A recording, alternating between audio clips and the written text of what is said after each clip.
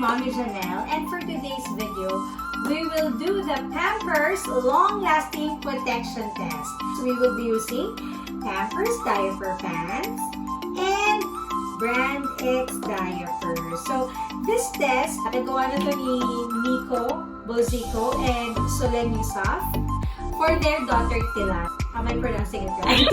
Of course, diba, you only want the best for your child, lalo na if you're a first-time mom. So, they put in the test, the diapers, if talaga ba long-lasting protection ang kayang ibigay na Pampers. We will be needing the help of our two bears. So, kunyari, ito si Faith, si Pampers, at ito si Hope, si Brand X.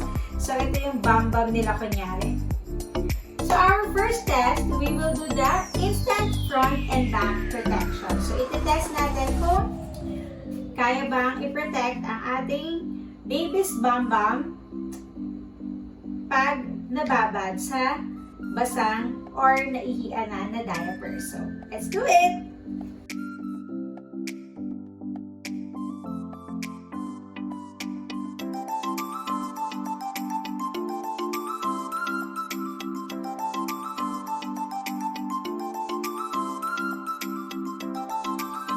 Si Faith, si Pampers, si Hope, si Brand X. So, ilagay natin yung quick nila. Nagmarka siya. So, ibig sabihin, pwedeng ma-irritate or magkaroon ng rashes, di ba? Pag ganyan na, ibig sabihin, hindi absorbent yung diaper. Hindi niya nakukuha. Kasi, hindi niya na-absorb lahat ng wee. So, ayan. Wet siya and ayun yung blue mark. So, gagawin ulit natin 5 times. But with Pampers, ayan. Makikita niyo naman, wala. It's so clean, walang kahit anong marka. So, ibig sabihin, absorbent talaga si Pampers. So, we will test it again kasi we have to do it 5 times.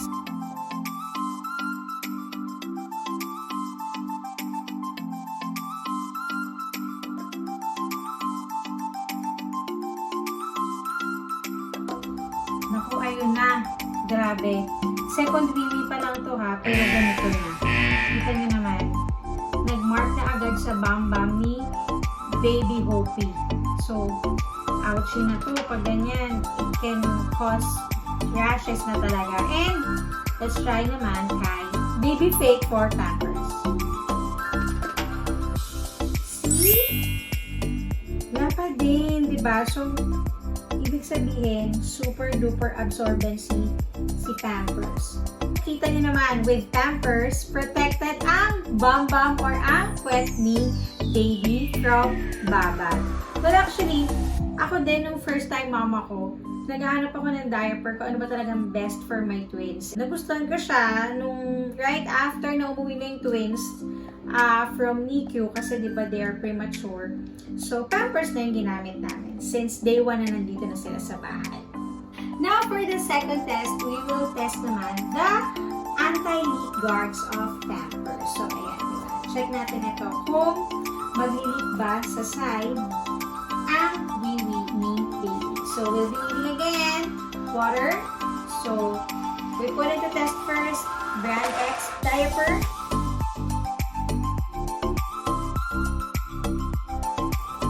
Ayan na, kumakalat na siya. Oh, ayan, nag-leak yung diaper. So, lumabas yung water, yung wee-wee. Yan, di ba? Which is not a good brand for a diaper. Kasi ako, iwas na iwas din ako sa leakage eh. So, we'll try naman with Pampers. Diba? So, hindi. Hindi siya nag-leak. Walang leak. Walang side leakage. Yay! So, sobra talagang effective ang Pampers. Truly talaga to. Less lawlaw, less palit. Look oh, tingnan nyo. Manipis pa rin siya kahit na dami ng wee-wee. So, yeah. Actually, mas nakakatipid talaga ako sa Pampers. Lalo na ako, mom of twins, diba? So, nag-iisip talaga ako kung paano ako makakatipid. Well, bumili na ako ng mura pero nagkaka-rashes naman ng twins and papalit-palit kami ng diaper. So, baliwala lang. But with Pampers, tagal namin nagpapalit kasi hindi sila nai-irritate eh. And walang leakage and yun, they just really feel comfortable using Pampers diapers. So for the third test, we will need the help of the bear. Ito yung ginamit natin diaper for the last test. And lagay natin, di ba? Tingnan natin kung smooth ba ang puwet ni baby after using Pampers. And smooth pa rin. So, meaning to say, protected talaga ang puwet ng ating mga babies with Pampers.